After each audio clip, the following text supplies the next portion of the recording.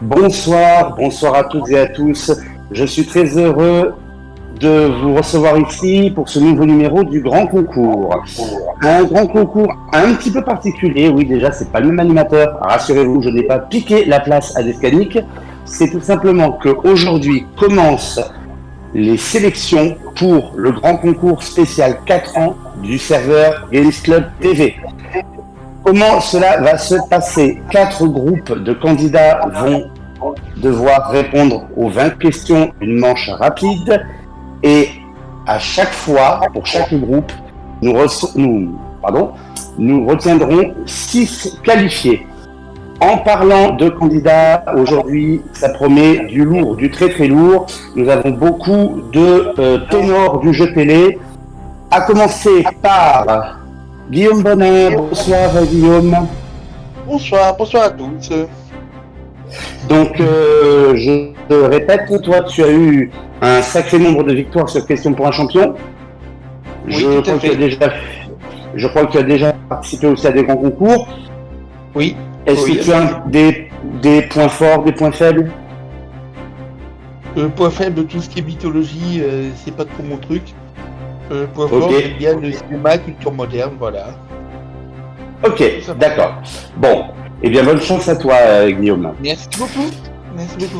Pupitre numéro 2, et de nouveau quelqu'un qui a participé à Question pour un champion et qui a remporté d'ailleurs l'édition Le Noël des champions, c'est Camille. Bonsoir Camille. Bonsoir à tous. Bonsoir. Alors, même question que pour ton voisin de gauche, des points forts, des points faibles? Point fort, tout ce qui est science. Point faible, la kryptonite. La kryptonite. Elle fait mal à beaucoup de monde celle-ci. Bonne chance à toi en tout cas. Merci. Pupitre numéro 3, alors là, comment dire, c'est The Master of TV Games, hein, grand maître de midi, à plusieurs reprises, sociétaire des grosses têtes, invincible à plusieurs reprises aussi dans le club des invincibles. Paul Elkarat est avec nous. Bonsoir Paul. Bonsoir. Alors toi aussi, ce n'est pas le premier grand concours auquel tu participes. Des conseils pour ceux qui auraient commencé aujourd'hui? Des conseils, répondre. Ne pas se mettre à prendre des choses. Plus important. Ouais, c'est ça. Le plus important, c'est qu'on est là pour apprendre et s'amuser. Point fort, point faible? Point fort, aucun point faible. Non, je déconne. Non, oui. Non, je rigole. Bon, j'ai fait une émission des Invincibles. Mais point fort, histoire, géographie et puis les arts. Voilà. Mais sinon, j'aime tout. Je suis quelqu'un qui est plutôt hétéroclite, éclectique aussi. Donc j'aime beaucoup plein de sujets. D'accord. En attendant, bonne chance à toi. Merci. Pupitre suivant, quelqu'un qui a l'habitude de manier les mots et les lettres dans tous les sens. C'est Raphaël. Bonsoir Raphaël. Visiblement, petit souci de micro du côté de Raphaël. C'est pas grave. J'étais sûr. Tu peux passer à la suite, pour Eric. Non, j'ai eu un léger souci de mon côté. Donc, au pupitre suivant, un champion de tout le monde va prendre sa place, c'est Julien Drouet. Bonsoir Julien. Bonsoir à tous. Alors, également champion de trouver l'intrus, je me permets. Ah oui, effectivement.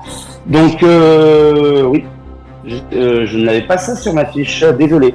Donc, pareil, même punition que tes petits camarades, point fort, point faible. On va dire point fort la pop culture et point faible les chatouilles, je les crains énormément. Ouais, alors je ne pense pas qu'il y ait de questions chatouilles ce soir, donc tu es sauvé. C'est bien dommage. Voilà. Du coup, bonne chance pour cette édition grand concours. Merci beaucoup. Pupitre Alors, pupitre suivant, nous avons aussi une pointure du buzzer. Il est recordman de victoire en émission quotidienne de questions pour un champion. C'est Nicolas Hanno. Bonsoir Nicolas. Bonsoir à tous. Alors du coup, même topo. Point faible, point fort. J'avais lu dans les commentaires YouTube quelqu'un qui avait écrit point faible, trop fort. Ah, ok, d'accord. Bon, ça marche. Point fort, le tricot, bien sûr. Toujours. Ah, oui, les questions de tricot, je ne suis pas sûr qu'on aura ça. Mais bon, en attendant, pareil, bonne chance à toi. Et au pupitre suivant, nous avons aussi un champion de slam et du grand slam. C'est Pierre. Bonsoir Pierre. Bonsoir tout le monde. Même petite question. Alors, point faible. Point fort, les langues. Ok. Et peut-être un petit peu les sciences. Et point faible, la géo. L'histoire. L'histoire. D'accord, ok. Eh bien, parmi vous tous, 6 d'entre vous rejoindront le grand concours final. Et la sélection commence dès maintenant.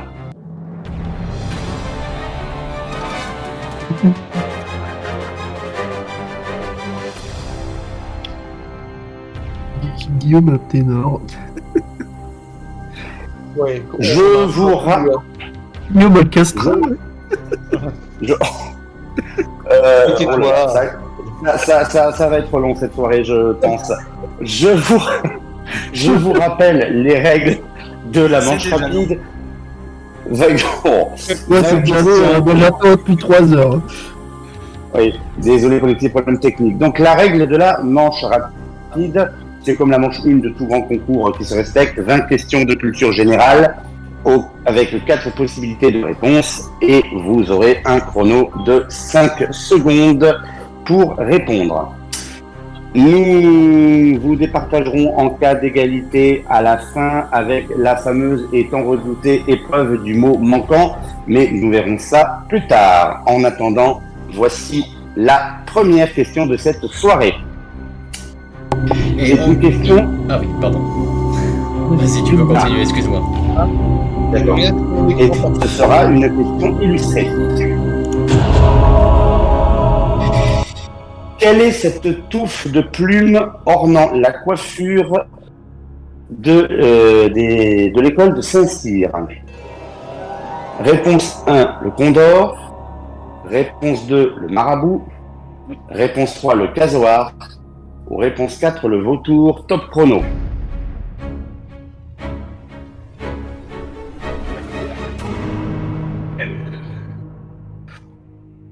Il s'agissait de la réponse numéro 3, le casoar. En régie, les bonnes réponses, s'il vous plaît. Eh bien, nous avons 6 bonnes réponses sur 7. Raphaël Lé. Bravo. Ah, un petit souci, vous ne connaissiez pas le casoar, Raphaël Lé, du coup? Toujours problème de micro, et oui, effectivement. Problème de micro. Bon, ce n'est pas grave. Question suivante. Quel panneau routier envahit progressivement la France entière et indique par exemple les voies réservées au covoiturage? Réponse 1, un losange noir sur fond rouge. Réponse 2, un losange rouge sur fond jaune. Réponse 3, un losange jaune sur fond blanc. Ou réponse 4, un losange blanc sur fond bleu. Top chrono.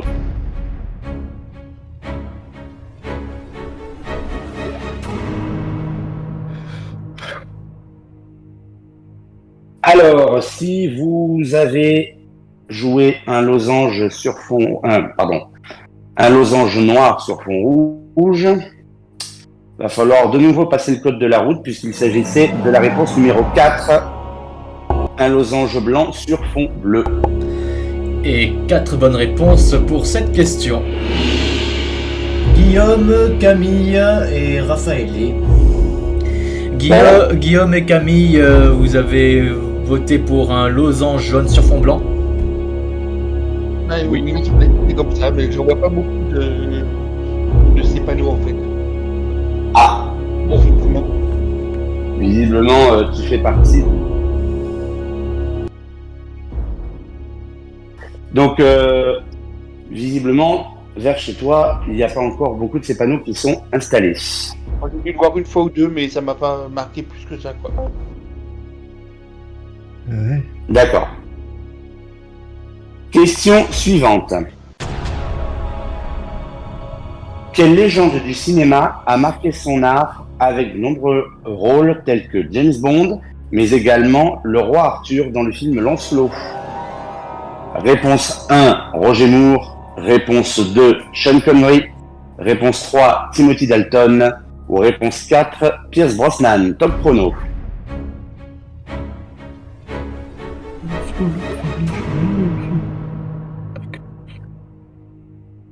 Si vous avez répondu Timothy Dalton,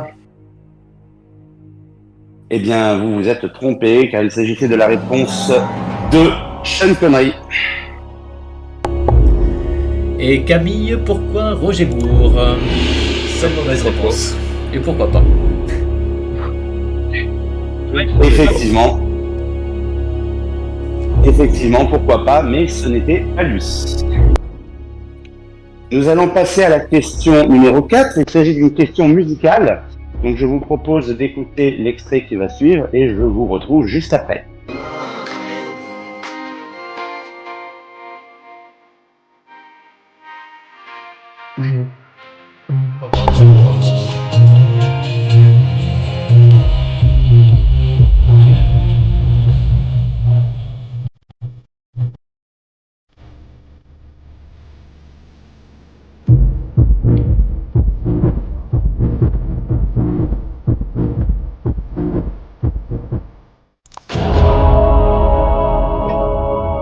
Alors la question est la suivante.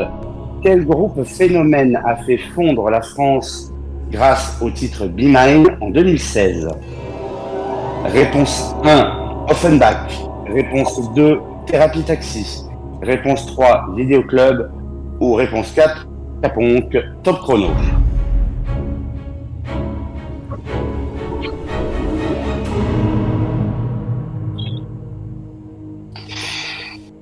Il s'agissait de la réponse 1, Offenbach. Il y a un seul F hein, à Oui, Offenbach. c'est un élève, en fait. Ouais. Et vous Je êtes. vais pas faire des gens. Et Je vous êtes vais pas faire des 6. écrits, hein. Alors, oui, Alexis, ça vous verrez ça directement avec Alexis. Et vous êtes Voilà. 6 à avoir donné la bonne réponse. Nicolas, tu as voté pour Thérapie Taxi. J'ai jamais entendu ça de ma vie. Bon bah on ira en boîte Nicolas. On ira en boîte. Ouais. En 2016, j'étais pas en France. Jamais été en France. Je m'école, quoi.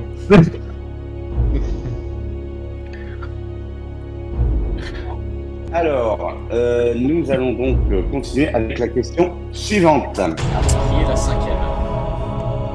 Alors, question théâtre. De quelle comédie de Molière cette morale est-elle extraite? Rien ne reprend mieux les hommes que la peinture de leurs défauts. Réponse 1, Le médecin volant. Réponse 2, Les précieuses ridicules. Réponse 3, L'école des maris. Ou réponse 4, Le Tartuffe ou l'imposteur. Top chrono.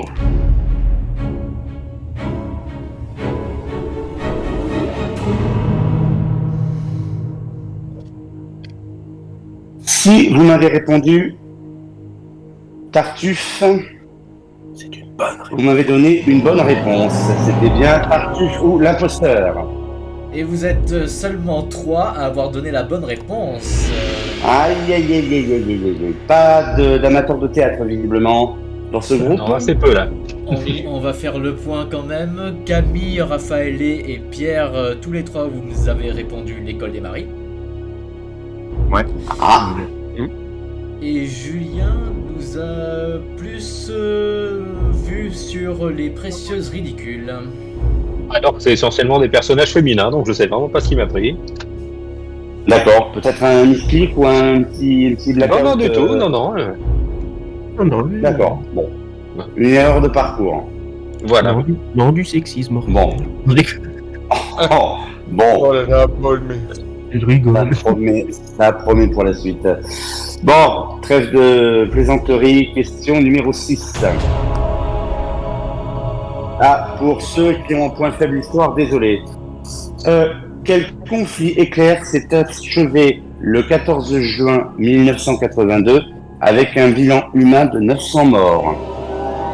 Réponse 1, la crise du canal de Suez. Réponse 2, la guerre des Malouines. Réponse 3, la bataille de Liège. Ou réponse 4, la destruction des Twin Towers. Top chrono.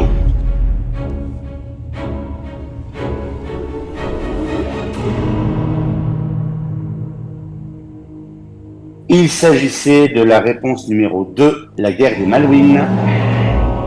Et pour la première fois ce soir, il n'y a que des bonnes réponses. Félicitations. Bravo!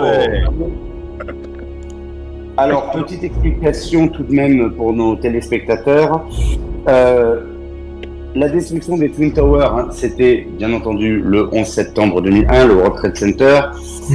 La crise du canal de Suez, elle a duré du 29 octobre au 7 novembre 1956. Quant à la bataille de Liège, elle a duré du 5 au 16 août 1914, donc Première Guerre mondiale. C'est très bien, vous n'êtes pas tombé dans le piège. Et espérons que ça continue avec la question suivante. Combien de fleuves comporte la France métropolitaine dont les bassins versants couvrent la plus grande partie du territoire? Réponse 1, 5. Réponse 2, 6. Réponse 3, 7. Ou réponse 4, 8. Top chrono.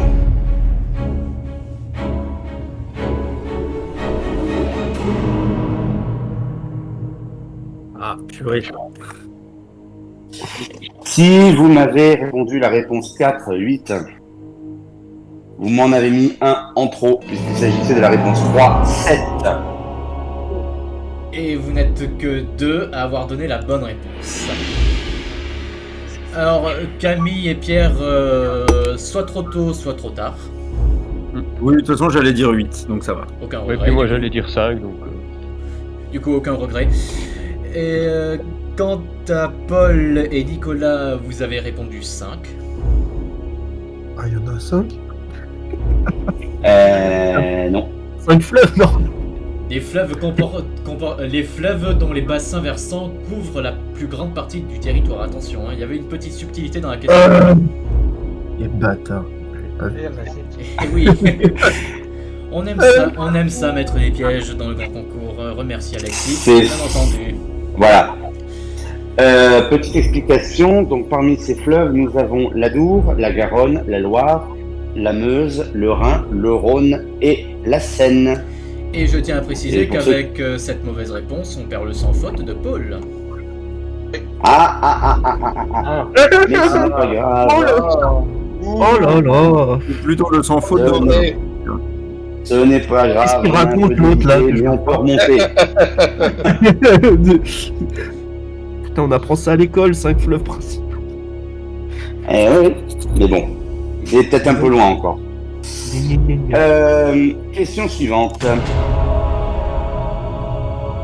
Quel mouvement a été créé par le baron Pierre de Coubertin en 1911? Réponse 1, les éclaireurs de France. Réponse 2, les guides de France. Réponse 3, les cavaliers de France. Ou réponse 4, les coureurs de France. Top chrono.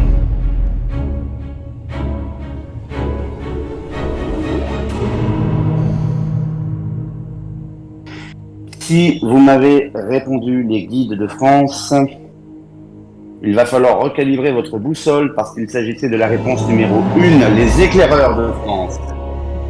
Et vous êtes seulement 2 à avoir donné la bonne réponse. Bravo Paul, bravo Raphaël. Quant aux autres, eh ben, vous êtes tous partis, la plupart, pour les guides de France, justement. C'est ça. Ouais. Bah, visiblement, le guide n'était pas fameux. Bon. On passe à une autre question illustrée. Alors voilà la bestiole qui s'étale devant vous. Oh, c'est Guillaume. La question est la suivante. C'est moi. Quel est cet animal très rare qui est donc affiché sur cette photo? Réponse 1, une méduse. Réponse 2, un concombre de mer. Réponse 3, une pieuvre. Ou réponse 4, une noix de mer. Pardon. Top chrono.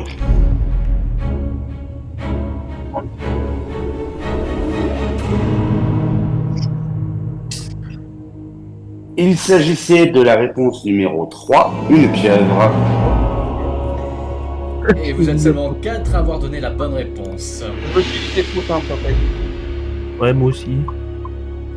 Moi aussi, je me suis dit c'est trop simple, mais si je mets le 4 et que c'est une pieuvre, je vais m'en vouloir. Donc... Et pourtant, c'était bien une pieuvre. Eh oui, c'était même la pieuvre d'Embo, qui est reconnaissable à ses larges excroissances en forme d'oreille et à son corps qui a une forme de bosse arrondie. Aïe, aïe, aïe. Vous aurez appris quelque chose ce soir. Nous allons arriver à la moitié de ce parcours, donc ensuite nous jetterons un petit regard sur le tableau des scores, mais avant tout, question suivante.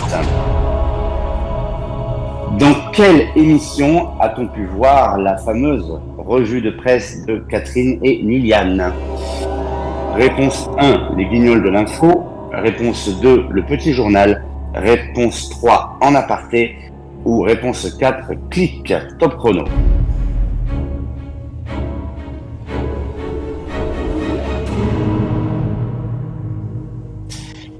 Si vous m'avez répondu la réponse 4, clic, on devrait la renommer cette réponse en Miss Click, puisqu'il s'agissait de la réponse 2, le petit journal.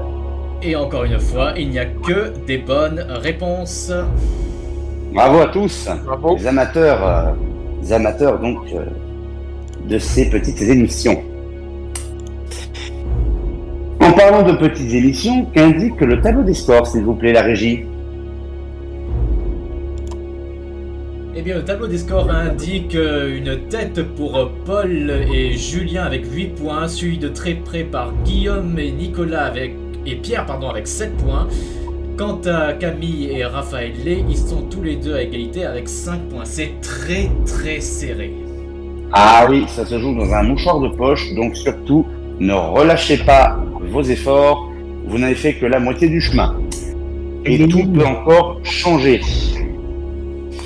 Question suivante.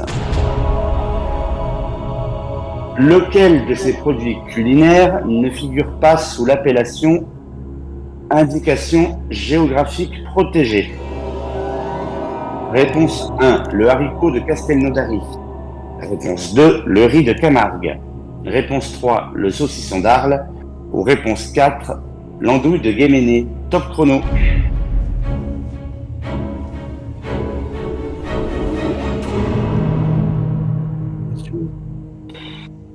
Si vous m'avez répondu l'andouille de Guéméné,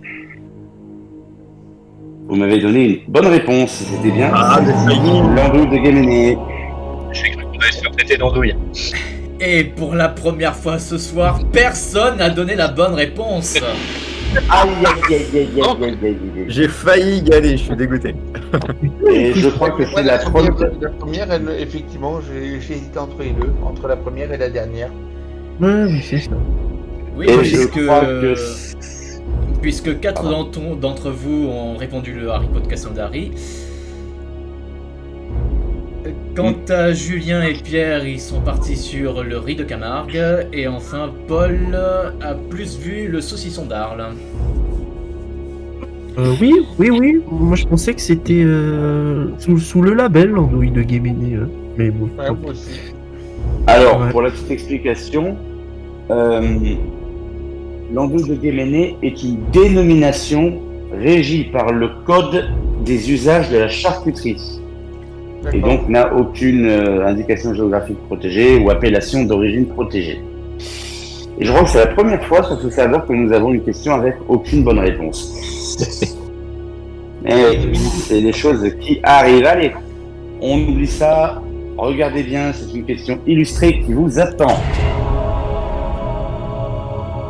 Quel élément n'est pas visible à cause de la touriste qui a été rajoutée sur le tableau Les Demoiselles d'Avignon? Réponse 1, une corbeille de fruits. Réponse 2, une ribambelle de bijoux. Réponse 3, un tas de vêtements. Ou réponse 4, merci le rédacteur, mais des capotes usagées. Top chrono.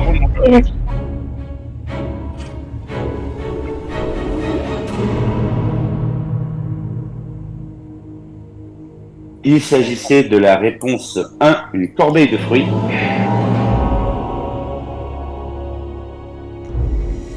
Et il y a 6 bonnes réponses. Si quelqu'un a marqué la réponse 4, Personne n'a marqué la réponse 4, mais en tout cas, Raphaël a été hors temps ou déconnecté. Donc, on va t'inviter à te reconnecter justement à ton contrôleur. Quant aux autres, vous n'êtes pas tombé dans le piège, c'était bien une corbeille de fruits. J'ai cité avec les capotes usagées. Écoute, Paul, si t'as envie de baffer Alexis après, fais-toi plaisir. Non mais il répond le saucisson, après les capotes usagées, il a des fantasmes, Paul. Hein. Oui, je vais te foutre ce saucisson. Raphaël est reconnecté, merci à toi. bon. Question suivante. Quelle autrice signe son 10e roman intitulé Plus grand que le ciel en mai 2024? Réponse 1, Annie Ernaux. Réponse 2, Lila Slimani. Réponse 3, Virginie Grimaldi. Ou réponse 4, Aurélie Valogne. Top chrono.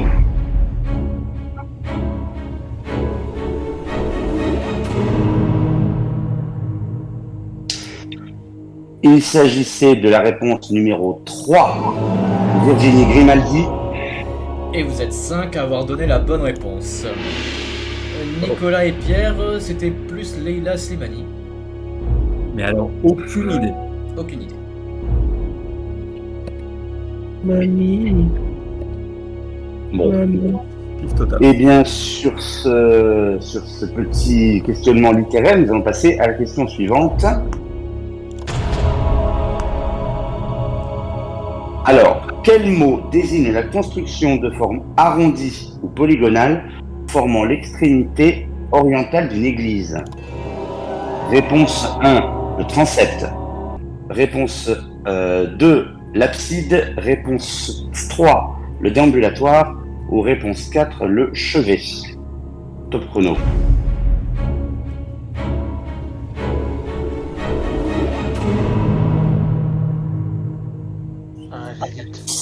Si vous m'avez répondu le chevet, il va falloir mettre un dictionnaire des constructions sur le vôtre de chevet. Il s'agissait de la réponse 2, l'abside. Et vous êtes seulement 4 à avoir donné la bonne réponse. Guillaume, Julien et Nicolas, on va pas souvent à l'église, visiblement. Non, pas Non, trop. moi, j'ai dit avec le déambulatoire parce que c'est un peu de forme arrondie aussi. C'est pas l'extrémité arrondie. La prochaine question est donc une question musicale. Comme tout à l'heure, nous avons écouté l'extrait et ensuite je vous poserai la question. Et je vole encore dans mes joies, j'en veux encore même si je comprends pas pourquoi je change et quelquefois j'ai tellement peur que la nuit ne vienne pas, car quand je dors je rêve de ça, de tout comprendre et de savoir pourquoi, sur des accords un peu maladroits, j'arrive encore à capturer mes joies, je voudrais tout savoir et voir dans le noir, je voudrais tout savoir et voir dans le noir. La question est la suivante. En quelle année la chanteuse Adé a-t-elle dévoilé officiellement son premier single? Intitulé Tout savoir. Réponse 1, 2019. Réponse 2, 2020.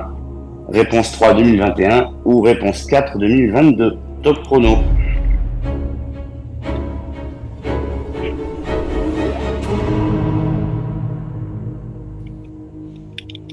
Il s'agissait de la réponse 4 2022. Et vous êtes 4 à avoir donné la bonne réponse.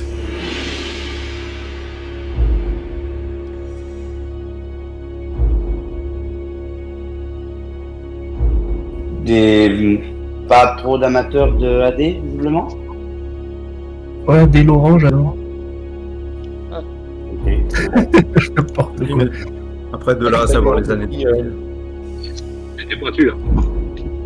Bon, là, c'était le moment détente, là, avec la musique. Avec un tableau des scores. Oula. Eh bien, pas mal de changements puisque Paul a pris la tête de 2 points de ses adversaires, suivi de Guillaume et Julien avec 10 points. Nicolas et Pierre suivent juste derrière avec 9 points. Quant à Camille et Raphaël suivent encore juste derrière avec 8 points. C'est extrêmement serré. C'est très serré. Et accrochez-vous à vos claviers parce que voici la question 16, question illustrée. Quel est le numéro manquant dans cette série de chiffres? Réponse 1, 22. Réponse 2, 28. Réponse 3, 34. Ou réponse 4, 40. Top chrono. Il peut le temps de voir.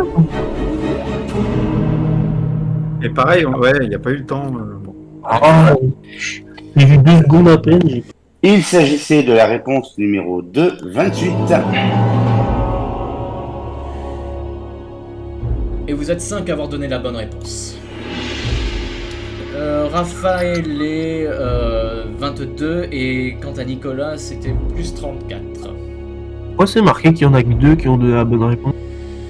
Vu que Camille et Pierre ont eu un petit souci technique et Julien a été déconnecté, donc c'est normal. C'est normal. Donc exceptionnellement, on a laissé le bénéfice du doute. Et pour l'explication de cette suite logique, je vais donner la parole ou à la régie ou au rédacteur parce que je n'ai rien compris. Alors ça sera plus le rédacteur parce que moi je n'ai absolument rien. Alors, sur cette série de chiffres, il fallait soustraire et pour chaque résultat, on obtenait un écart de 4 à chaque fois. Et voilà, c'était la réponse 28. Bravo. Ah, j'avais pas raisonné comme ça, moi. J'ai rien vu et j'ai mis la bonne réponse. Bon, question suivante. Quel naturaliste a classé la Dionée attrape-mouche au rang de, je cite, plante la plus merveilleuse au monde? Réponse 1, Charles Darwin. Réponse 2, Karl von Linné. Réponse 3, Édouard Gédé. Ou réponse 4, Jean-Baptiste Delamarck. Top chrono.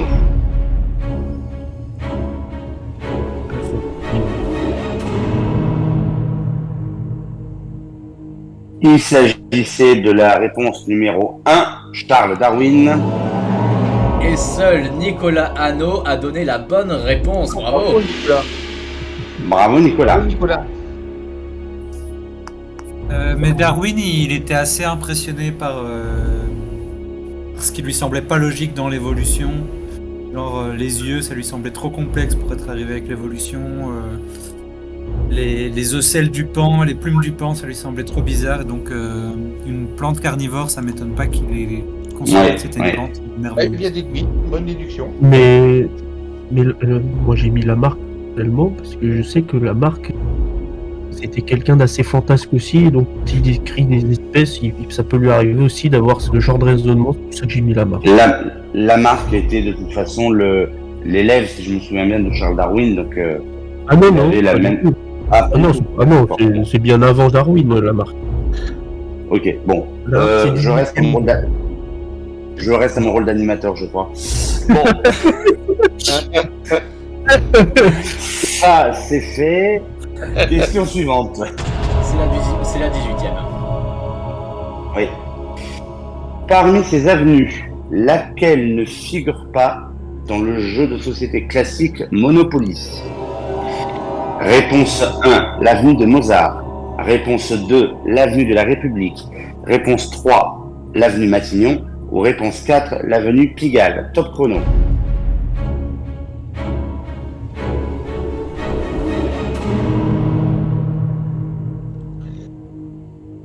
Si vous m'avez répondu l'avenue de Pigalle, vous n'êtes pas tombé dans le panneau indicateur, c'était bien la réponse 4, l'avenue de Pigalle. Et il faut croire que personne ne joue au Monopoly parce qu'il n'y a aucune bonne réponse. Oh. J'étais sûr que c'était dedans dans les oranges. Explication, il n'y a pas d'avenue Pigalle, mais la place Pigalle. C'est là où était le petit piège. Ah voilà. Mais il n'y a pas non plus d'avenue du Mozart. Ah si, l'avenue Mozart, elle y est. Non, il y a l'avenue Mozart, mais pas l'avenue du Mozart. Ni de Mozart, d'ailleurs. C'est Ok, bizarre. donc ça doit être... J'ai mis la 1, parce que j'ai du Mozart, Ah, il y a écrit du Mozart. D'accord, bon. Ouais. Petit souci, je pense, à la recopie dans le logiciel. Ce n'est pas grave. Il ne vous reste que 2 questions pour faire la différence et vous hisser en haut du classement. Avant-dernière question. Quel petit animal est inscrit sur l'emblème de la région bretonne depuis déjà fort longtemps? Réponse 1, le chinchilla. Réponse 2, la fouine. Réponse 3, la belette. Ou réponse 4, l'hermine. Top chrono.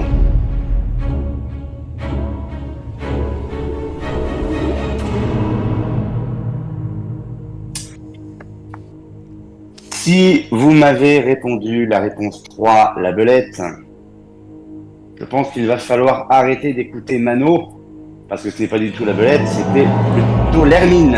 Réponse 4. Allez, on va dire que ça compense l'avenue du Mozart parce qu'il n'y a que des bonnes réponses. Et juste avant la dernière question, je vais faire comme notre ami Nicolas Descamps ici présent. Nous allons jeter un coup d'œil au tableau des scores. Je l'ai pas fait. Ça sent pas bon. Eh bien, Paul est toujours en tête avec ses 14 points, suivi de Guillaume et Julien avec 12 points, Nicolas Pierre avec 11 points, Camille avec 10 points et zone rouge pour Raphaël Lé avec 9 points. Tout est encore possible avec la question numéro 20. Le taré. Bravo Paul. En mycologie, lequel de ces champignons est surnommé nez de chat? Réponse 1, le lépiote. Réponse 2, l'amanite. Réponse 3, la russule. Ou réponse 4, la volvère. Top chrono.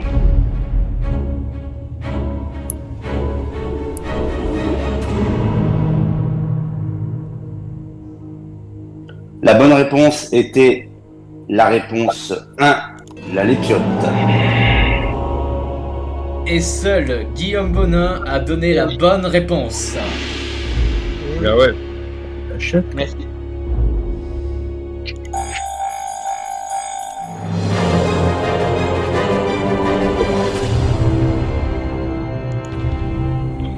Cette manche rapide, vous l'avez bien compris et entendu, est donc terminée. En régie, avons-nous nos 6 qualifiés? Tableau des scores. Eh bien oui, nous avons nous aussi qualifiés puisque Paul est toujours avec 14 points, Guillaume avec 13 points, suivi de Julien avec 12 points, Nicolas termine à la 4ème place avec 11 points, Pierre avec 11 points et enfin Camille Labonne avec 10 points, éliminé malheureusement Raphaël Lé avec 9 points. Ça s'est joué à pas grand-chose, Raphaël. Désolé pour toi. En attendant, j'espère que ce petit moment de jeu t'a plu. Et quant à moi, je te dis à la prochaine si jamais j'anime de nouveau un grand concours. Nous avons donc nos 6 qualifiés pour la phase finale du grand concours des 4 ans du serveur qui aura lieu, je le dis, le 6 juillet. Les candidats sont, récapitulons, pardon. Paul Elkarat, Guillaume Bonin, Julien Drouet, Nicolas Hanot, Pierre et Camille Labonne.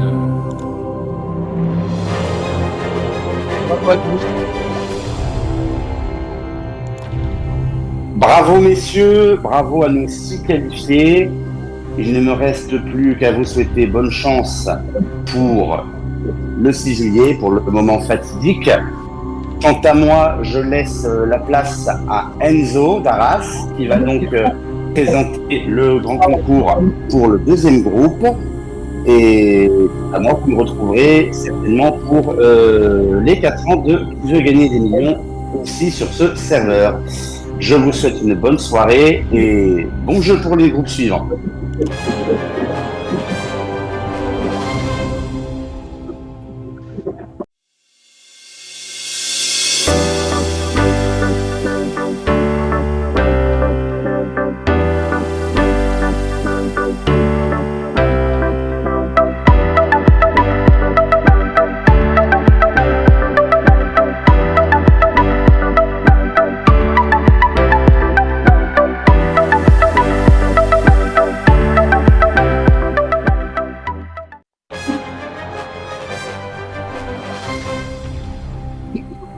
Bonsoir à tous, je suis ravi de prendre les commandes d'une certaine façon du grand concours sur ce serveur Games Club TV.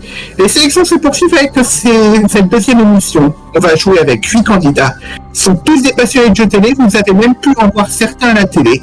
Et pourtant à la fin, seuls 6 d'entre eux pourront se qualifier pour la grande finale. Sans plus tarder, et si on faisait connaissance avec nos candidats, on va commencer par quelqu'un qui a déjà remporté 2 grands concours sur ce serveur, c'est Informal. Salut. Bonsoir Informal. Tu les sens comment ces sélections? Je les sens, ça va, je suis un peu fatigué, mais on va braver la fatigue pour remporter ce match. Même lorsqu'on est fatigué, il faut tout donner. T'as des points forts, des points faibles? Mes points forts, j'en ai pas beaucoup, mes points faibles, j'en ai tout un point faible pour moi. On verra. Et pourtant, ça ne t'a pas empêché de gagner de grands concours. Bonne chance en tout cas, Informal. Avec justesse. Notre deuxième candidat, c'est un habitué de ce serveur. Il s'agit de Julien. Bonsoir Julien. Bonsoir Enzo, bonsoir à tous. J'espère que ça va. Et moi, je suis un petit peu plus stressé que d'habitude parce qu'il y a une place en qualification qui se joue. Donc voilà. Mis à part ça, est-ce que ça va? Tu te sens plutôt serein? Oui, on va essayer de faire du mieux qu'on peut et on va essayer de tout donner. 8 candidats, 6 places à la fin, j'ai envie de dire, il y a un peu de marge. On te souhaite bonne chance en tout cas, Julien. Merci. Notre troisième candidat, à défaut de remporter des grands concours, ça reste notre rayon de soleil qui va illuminer notre soirée. Il s'agit de Sébastien. Bonsoir Sébastien. Bonsoir Enzo, bonsoir. Merci pour ce joli compliment qui me va droit au cœur, ça me fait plaisir. Le tout plaisir est pour moi. Tu te sens comment? Je sens que... Moi je me sens bien, mais toi je me demande si t'es pas en train de te dire dans le fond « Oula, je sens que la soirée va être longue ». Donc voilà, j'espère pour ça qu'on va pas trop souffrir ce soir. J'irais plutôt purée, comment je suis censé meubler? Comment je suis censé dire comment je suis censé faire de l'emplissage alors que c'est pas du tout ma spécialité? Bon, il y a un début à tout, et puis il faut savoir s'acclimater. Oui. Voilà, tout simplement. Oui, c'est une première. Un début à tout, en effet, Sébastien. Bonne chance en tout cas. Merci, bonne chance à toi aussi. Merci. Au 4e pupitre, nous avons Moko. Bonsoir. Bonsoir Moko. Comment te sens-tu pour ces sélections? Ça va, on va essayer de passer. 3 quarts qui passent. C'est dommage de pas réussir. En fait, j'ai confiance en toi. On a joué ensemble au maillon faible sur le même serveur où on était tous les 2 finalistes. Oui. Donc si t'es 3, 4. Donc si t'es ici, c'est qu'il y a une bonne raison. Et pour ça, je te dis bonne chance. Merci. Au pupitre numéro 5, c'est un grand fan de Fort Boyard.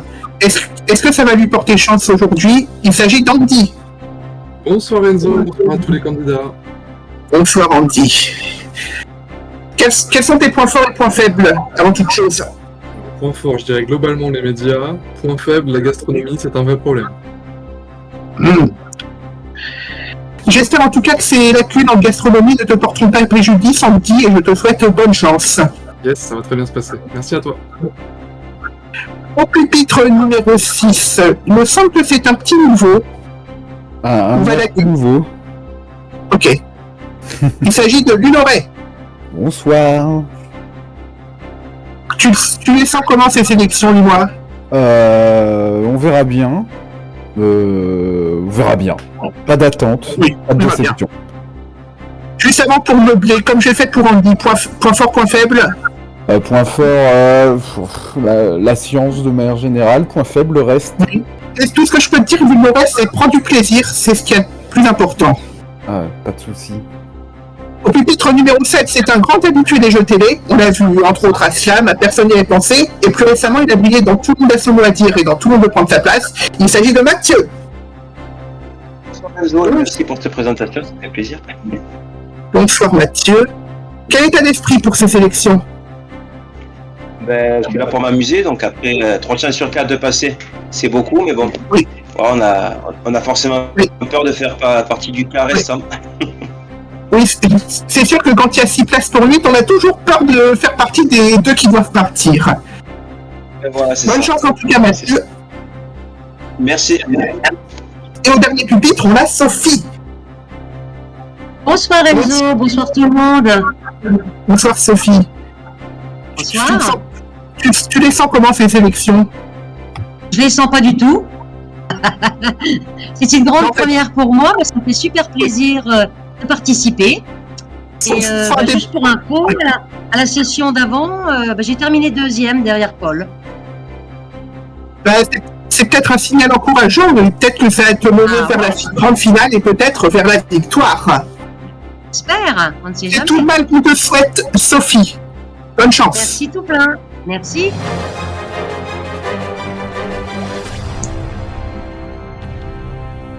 Je vais vous expliquer les règles de ces sélections. Je vais vous poser 20 questions avec 4 propositions de réponse et vous aurez 5 secondes pour y répondre. À la fin, comme vous le savez, on prendra les 6 candidats avec les meilleurs scores et en cas d'égalité, on vous les partagera avec le nom manquant, mais on y reviendra plus tard. Si vous êtes tous prêts, alors on peut commencer par la première question. Oui. Et on démarre avec une photo. Comment s'intitule cette œuvre d'art de Marcel Duchamp qui parodie la Joconde de Léonard de Vinci? 1. LHAAQ. 2. LHEEQ. 3. LHEEQ. 4. LHIQ. 5 secondes.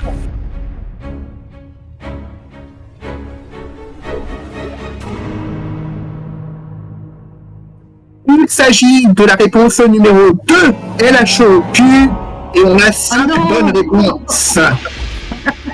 Je pas osé. J'ai eu chaud là.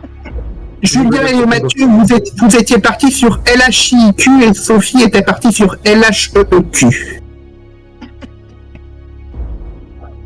On enchaîne avec la question suivante.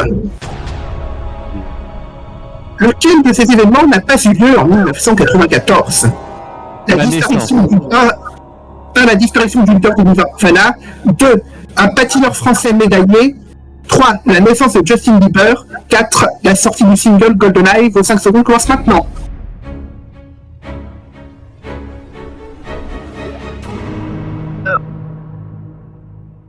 Il s'agissait de la réponse numéro 4. La sortie du single GoldenEye. Julien et Andy, vous aviez l'information ou vous avez répondu au hasard? J'avais l'information parce qu'il me semble que la single est sortie plus tard. Alors, je ne connais pas l'année exactement, mais sortie plus tard, je crois. Je reconnais que j'ai fait du hasard entre les 2 dernières.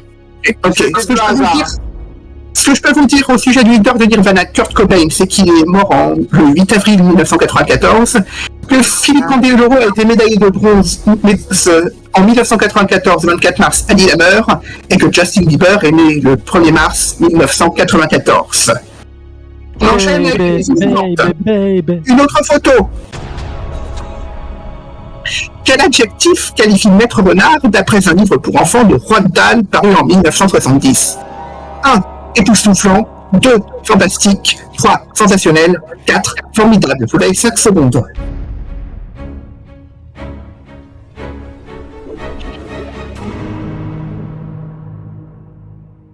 Une extrémisme formale. Il s'agissait de la réponse numéro 2, fantastique. Et vous êtes 6 à m'avoir donné la bonne réponse, donc informal. Merci à vous. Bravo, informal, ça s'applaudit. Bravo. Julien était plutôt sur le sensationnel, le maître sensationnel, et Sophie plutôt formidable. Ouais. Ça me parlait pas, pourtant, je vais au hasard. Formidable. On va passer à la question suivante, mais juste avant, un extrait audio. Ah. Oh toi, plus moi, plus tous ceux qui le veulent, plus lui, plus elle, et tous ceux qui sont seuls, allez, venez, et entrez dans la danse, allez, venez, laissez-moi toujours de chance, avec l'envie, la force et le courage, tout mon peur, ne sont que des mirages, tomber les malheurs pour une fois. Merci pour ce karaoké avec un peu de décalage, Sébastien, mais c'est pas grave, malheureusement, mais quel artiste s'est révélé en 2008 par sa chanson Toi plus moi et continue de tracer sa route? S'agit-il 1 de Benabar, 2 de Christophe Frey, 3 de Grégoire, 4 de Roland Luce? Vous avez 5 secondes.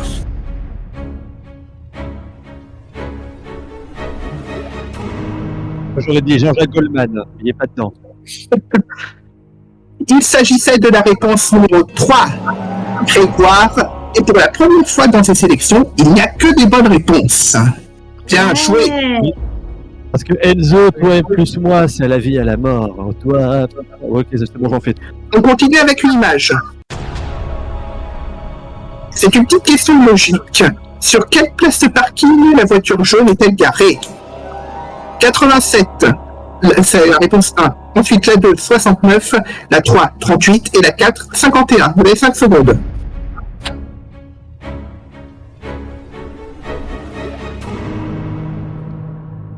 Comme le pastis. Il s'agissait de la réponse numéro 1, 87, et vous êtes 6 à m'avoir donné la bonne réponse. Julien a répondu la place 38, et en revanche, Mouret, tu m'as répondu hors délai, c'est-à-dire soit trop tôt, soit trop tard. Ouais, de toute façon, je voulais répondre 69. Ok, alors pas de regret. Ouf. C'est bon numéro 69. Hein. Ah oui. Et ben la petite logique pour savoir, il suffisait de retourner l'image. Et après, on avait 86, et après, ça nous donnait 86. Et juste après la voiture, il y avait 88, 89, 90, 91, et du coup, entre le 86 et le 88, on mettait le 87. Voilà pourquoi c'était la réponse numéro 1. On passe à la question suivante. Sur une sculpture de la déesse Thémis, que tient-elle dans sa main droite? Est-ce 1, un livre, 2, une couronne, 3, un glaive, 4, une balance? Vous avez 5 secondes.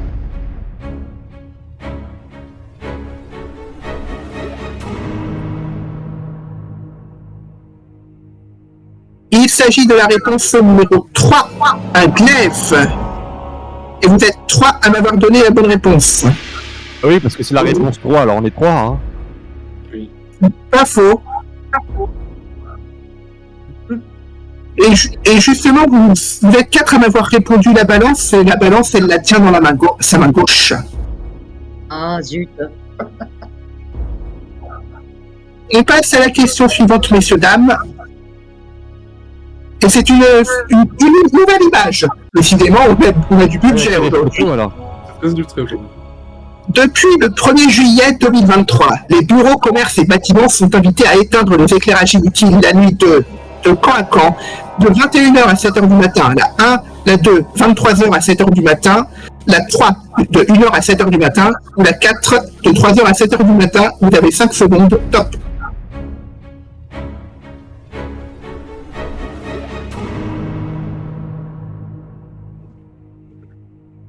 Il s'agit de la réponse numéro 3. 1h à 7h du matin. Et vous êtes 3 à m'avoir donné la bonne réponse. Ça fait Alors deux là, fois il que y a- j'hésite avec la bonne. Là, il y a quand même un joli clivage entre. Il y a eu que soit 3, soit 2. Vous êtes 3 à m'avoir donné la bonne réponse. Donc 3 et tout le restant, les autres, vous m'avez répondu de 23h à 7h du matin. C'est vrai Ouais, ça m'énerve, ça fait deux fois que j'hésite entre la bonne et la mauvaise et que je prends la mauvaise. Retour de la malédiction. Au contraire. Je sais, c'est frustrant quand on hésite entre une mauvaise réponse et la bonne réponse. T'en fais pas, je suis passé par là moi aussi. Et si l'entreprise maintient son éclairage nocturne au-delà de ce délai, elle doit alors payer une astreinte de 200 € par jour et par dispositif. Ah oui, C'est pas ton cucu. Voilà. Ouais, moi, ça me paraissait logique, la réponse 2, mais bon, après... Bon. Et éventuellement, quand on cucu, si jamais... Si jamais. Question suivante. Si jamais ça devait se reproduire. Dans quel sport s'illustre, bah tiens, Alexis Lebrun, triple champion de France en 2022, 2023 et 2024. Petite dédicace à notre rédacteur. Est-ce 1, le cyclisme sur route, 2, le tennis de table, 3, le marathon, 4, le ski alpin, 5 secondes. Top.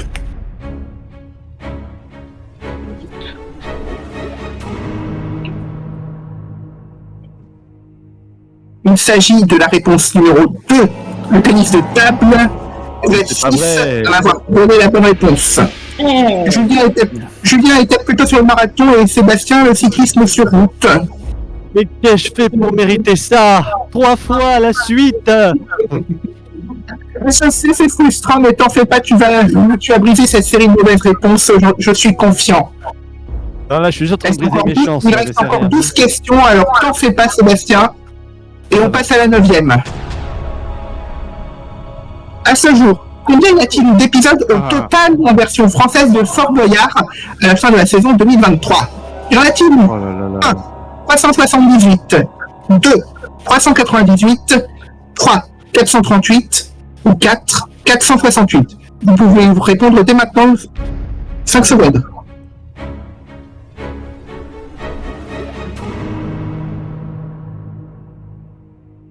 Il y en a eu, cette émission, sachez-le, existe depuis 1990 et il y en a eu en tout 378 et vous êtes 3 à m'avoir donné la bonne réponse. Non, c'est pas possible. On dit comme de Fort Boyard. J'ai surestimé. Je sais qu'il y a 34 saisons, il y a des saisons de 10 la plupart du temps, et après il fallait... Oui, ces derniers temps, on était plutôt revenu à 9, je crois, si je ne dis pas de bêtises.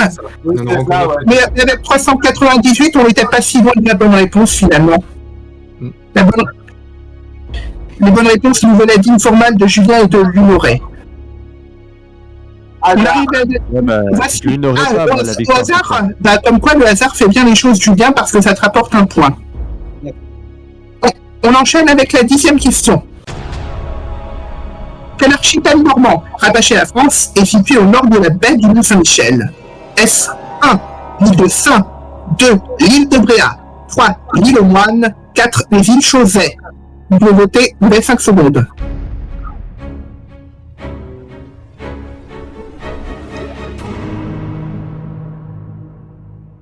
Il s'agissait de la réponse numéro 4, les îles Chauzet. Et vous êtes justement 4 à m'avoir donné la bonne réponse. Total. Sébastien était plutôt sur l'île de Saint. Julien et Mathieu étaient sur l'île de Bréa. Et Informal était sur l'île aux Moines. Ouais, parce que j'avais vu ça dans la carte au trésor, donc ça m'avait... Mais bon, je me suis trompé. Nous arrivons donc à mi-chemin de cette série de 10 questions. Jetons un petit coup d'œil au classement.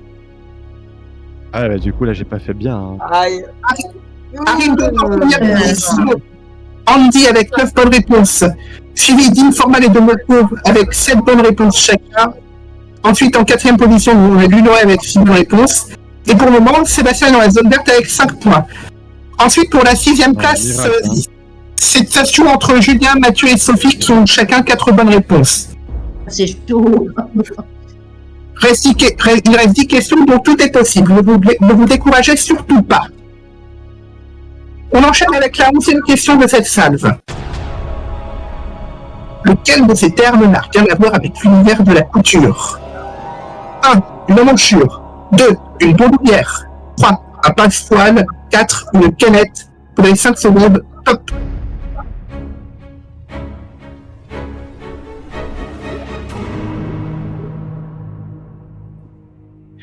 Il s'agissait de la réponse numéro 2, une bandoulière. Et il n'y a qu'une bonne réponse, et c'est Sophie qui nous l'a donnée. Bravo Sophie. Ah bah ouais, c'est connu. Alors, je vais vous expliquer. Une manchure, comme son nom l'indique, correspond à l'ouverture d'un vêtement à l'endroit où s'accroche une manche. La canette, c'est la bobine de fil sous la machine à coudre. Et un passepoil sert à orner de manière décorative les vêtements. C'est ça. On enchaîne avec la question suivante. Du coup, la bandoulière, c'est que c'est que de la maroquinerie? Oui. C'est ça, ouais. On enchaîne avec une image. Le 7 octobre 2023, Air France a célébré son 60e anniversaire, réponse 1, son 70e anniversaire, réponse 2, son 80e anniversaire, réponse 3, ou son 90e anniversaire, réponse 4. Vous pouvez voter maintenant.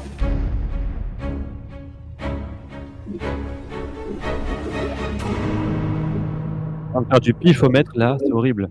Ouais. Il s'agissait de la réponse numéro 4 de son 90e anniversaire. Et vous êtes 3 à m'avoir donné la bonne réponse. On peut démissionner de l'émission. Une oreille. Vous l'aviez parce que vous l'aviez eu quelque part ou est-ce que c'était du hasard? Je me suis dit que si on nous posait la question, c'est que c'était sûrement quelque chose de beaucoup, et du coup, c'est ce raisonnement-là qui m'a amené à 90. Ce raisonnement à payer, bravo Andy. Yes. On essaie de continuer sur cette lancée avec la 13e question qui arrive à mince. J'ai oublié de vous dire aussi que qu'Air France a décollé pour la première fois sous ce nom le 7 octobre 1933 du Bourget avec une flotte dépassant les 200 avions. Voilà, je vous ai tout dit, maintenant on peut enchaîner. Sur la couverture de l'album Astérix chez les Pictes, que balance Obélix? Balance-t-il 1. Un tronc d'arbre, 2. Un sanglier, 3. Un romain, 4. Un menhir. Vous avez 5 secondes et elle commence maintenant.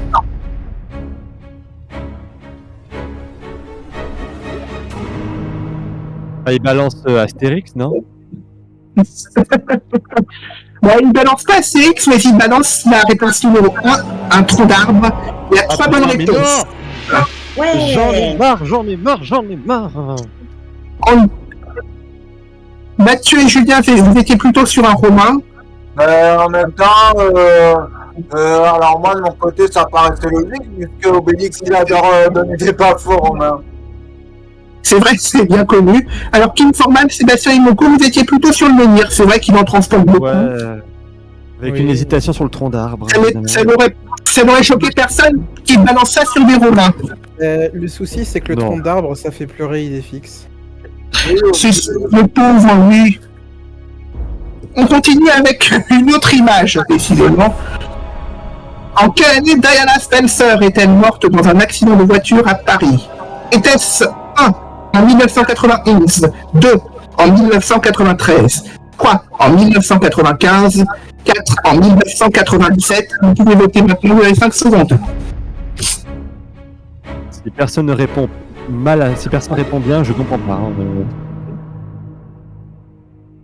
Il s'agissait de la réponse numéro 4, 1997, et vous êtes 5 à m'avoir donné la bonne réponse. Oh.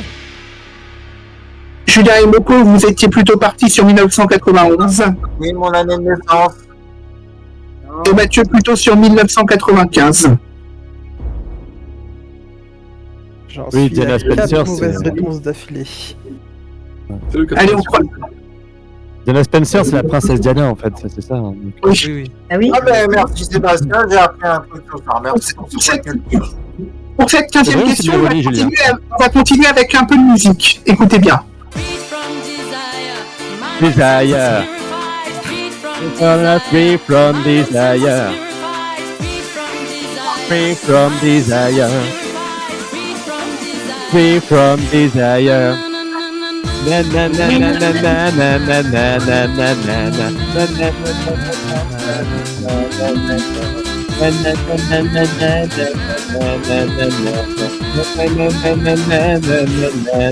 na. Quelle chanteuse italienne interprète ce tube devenu en quelques semaines l'hymne de l'équipe de France de football? Est-ce 1. Laura Pausini, 2. Irene Grandi, 3. Gala Rizzato ou 4. Elisa Tovati? Vous pouvez voter maintenant, vous avez 5 secondes. C'est plus pour moi. Il s'agit de la réponse numéro 3, Kala Rizzato, et vous êtes 7 à avoir donné la bonne réponse. Sébastien, qu'est-ce qui t'a poussé à répondre Irène Negrandi? Non, je sais pas. Non. Nous sommes arrivés au terme de cette 9e question, on va jeter un coup d'œil au classement. Allez, on a donc en première position toujours Andy avec 13 points. Juste derrière, on a Informal et Lunoret qui sont 2e et 3e avec 10 points. Et en 4e et 5e place, à égalité, on a Moko et Sophie avec 8 points. Et en 6e place, Sébastien est toujours dans la zone verte, même si c'est un peu juste avec 6 points.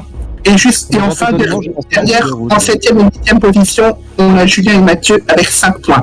Rien n'est joué, il reste encore 5 questions, donc 5 occasions de marquer les points et éventuellement de se qualifier pour la grande finale. On continue avec la 16e question. La voici. Laquelle de ces propositions n'est pas associée au mot écrevisse? Est-ce 1, un crustacé non mexicain, 2, un personnage de Bob l'éponge, 3, une sauce mantua, 4, une perche en balance? Vous pouvez voter maintenant, vous avez 5 secondes.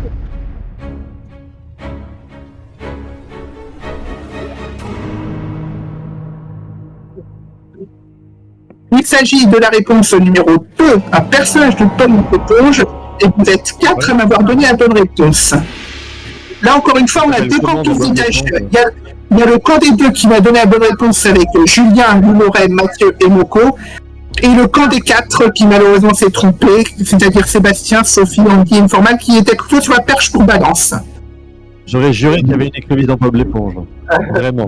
Allez, on se reprend et on continue avec la question suivante que voici. Que signifie le cycle RMS attribué au Titanic car il transportait du courrier pour la couronne britannique? Est-ce 1, Royal Mail Ship, 2, Royal Messenger Ship, 3, Royal Midnight Ship, ou la 4, Royal Murder Ship? Vous avez 5 secondes pour répondre. Maintenant.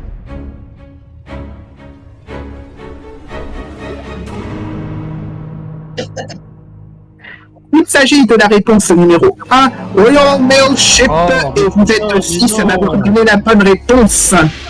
Mais j'hésitais encore, j'en ai marre. C'est rageant. Je suis rageant quand ça arrive.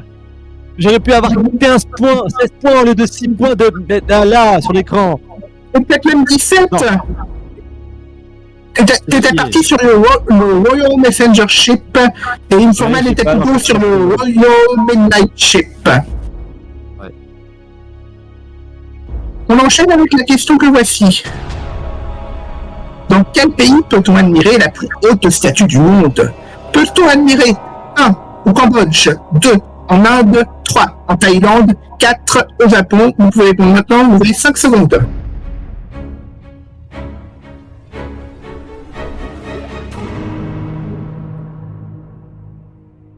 Il s'agit de la réponse numéro 2, l'Inde, et vous êtes 3 à m'avoir donné la bonne réponse. Mais putain, mais qu'est-ce que j'ai cette fois? Ça m'énerve. Informal, Julien, on dit, vous l'aviez cette information ou c'est un ça? Ok. Je me suis dit qu'autour du Taj Mahal, il doit y avoir des belles statues très décorées. Oui. Et près de l'Himalaya peut-être aussi.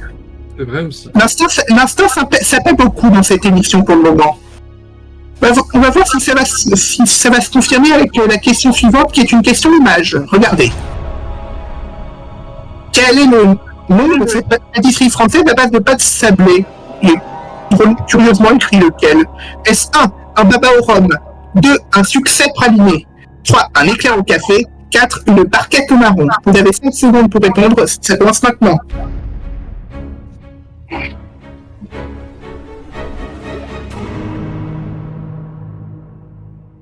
Il s'agissait de la réponse numéro 4, une barquette au marron, et vous n'êtes que 2 à m'avoir donné la bonne réponse. Bien joué Moko, bien joué Lunoret. Oui. Pif, ça a l'air dégueulasse. Okay. Ça me tente très bien d'en goûter un jour. Sur 2. Ça a l'air délicieux. Juste avant de vous poser la dernière question, on va jeter un petit coup d'œil au classement. Oh mon dieu. Alors, en première position, nous avons toujours Andy avec 15 points. Arrive ensuite Lunoret avec 13 points. Une performance pour le moment. Arrive ensuite à égalité avec 11 points. Informal et Moko qui sont 3e et 4e respectivement. En 5e position, on a Sophie avec 9 points. Et en 6e position, Julien avec 8 points. Pour le moment, Mathieu et Sébastien sont en danger avec 7 points et 6 points respectivement. Ah, Mathieu, c'est mort. On peut espérer égaliser avec Julien. En revanche, Sébastien, ouais, je crois que les carottes sont cuites, même plus que cuites. Complètement c'est rageant parce que j'ai compté. Il y a au moins 8 questions où j'hésite entre la bonne et la mauvaise et j'ai pris la mauvaise. Et il n'y a rien de plus rageant que ça. J'ai envie de commettre un meurtre ce soir. Éloignez-vous de moi. Pardon. Voilà, tu tueras quelqu'un après la dernière question. Voilà. Et la dernière question, la voici. Quelle chanteuse a été nommée Miss Camberwell après avoir interprété sur scène Hero de Mariah Carey? Est-ce 1. Rihanna, 2. Beyoncé, 3. Taylor Swift, 4. Jennifer Lopez? Vous avez 5 secondes.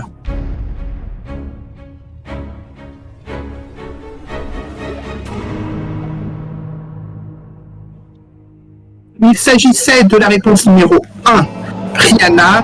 Vous n'êtes que 2 à m'avoir donné la bonne réponse, c'est-à-dire Lunoret et Informal. Comment le saviez-vous? Vous l'aviez vu passer l'information ou c'était au hasard? Ça me disait un truc. Rihanna avait chanté le mais c'est tout. C'est très du pif.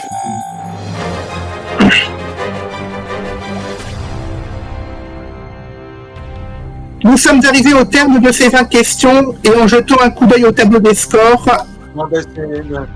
Adieu.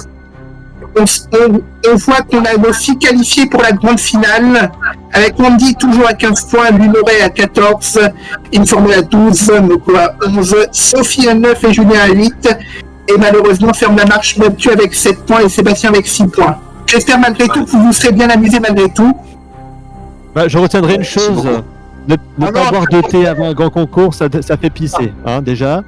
Et bien réfléchir avant d'hésiter entre 2 réponses, une bonne et une mauvaise, et qu'on va vers la mauvaise réponse. C'est la première fois que ça m'arrive autant de fois dans une partie, et vraiment je souris mais je boue à l'intérieur, vraiment. Mais sinon je me suis bien amusé quand même, c'est le principal. En tout cas, je vais demander à nos 6 candidats qualifiés de rester connectés. On les rappelle.